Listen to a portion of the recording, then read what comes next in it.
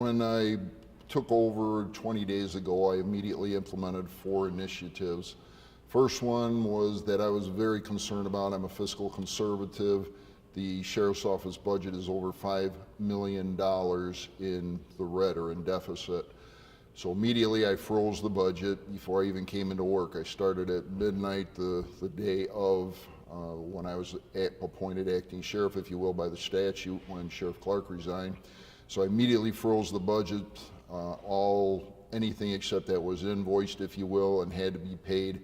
No expenditures at that point until every single thing was reviewed. Second thing we did immediately was I put out a transfer list. We have specialty units that I basically had to pull off the streets at this point in order to start reducing overtime and get things back under control. Not to the deficit, if you will, of public safety. Public safety is there. Budgetary concerns or not, public safety has to remain, but we're going to do everything we can to pull the budget in while we maintain public safety, which is my priority. Third thing we did was, actually the second thing, which I've discussed many times, is getting the jail back where it belongs. So I have the National Institute of Corrections coming in. They're going to do a complete assessment. They'll get their budgeted money after October 1st. I'm personally doing an assessment of the jail tomorrow. I'm going to go through the entire thing. I have a rather extensive background in that particular field, so I'll be doing that. Third major thing, which actually it's combined, the third and fourth initiatives have to do with traffic safety. The big issue right now, and I get complaints continually at our office about the horrific speeding that's taking place. So what we did was we implemented what's called saturation patrols. What we do is we get 4 or 5 squads together. State Patrol assisted us with this as well. We go to a very specified area, very concentrated, and the squads basically just start pulling over speeders. We've shown statistically we'll go out for approximately 2 hours, and the stats that I'm keeping are basically 15 miles an hour over the limit up to whatever the fastest speeder is doing. What we're consistently finding, about a 2-hour period, we'll get approximately 25 speeders in that amount of time. Out of that, approximately 50% are in the 15 to 19 range, maybe 30 to 40% in the 20 to 25 range.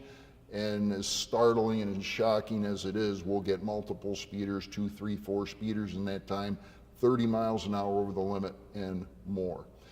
The fourth initiative, which is connected to the speeding, is OWI control, or operating while intoxicated.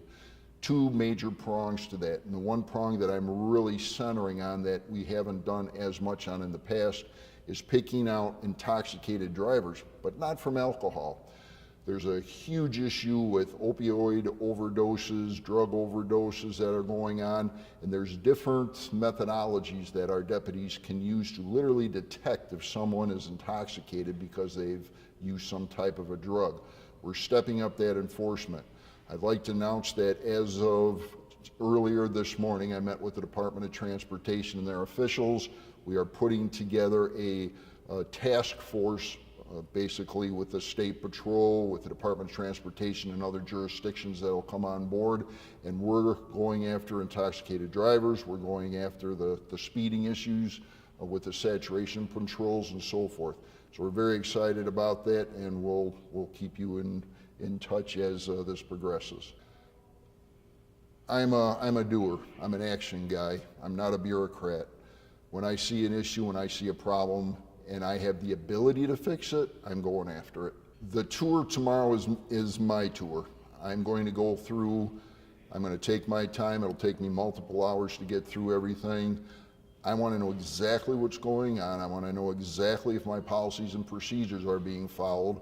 I want to examine the inmates, quite frankly. We have 960 inmates on any given day in our jail. I want to make sure they're in good shape, if you will, and we get very, very sick inmates. We do.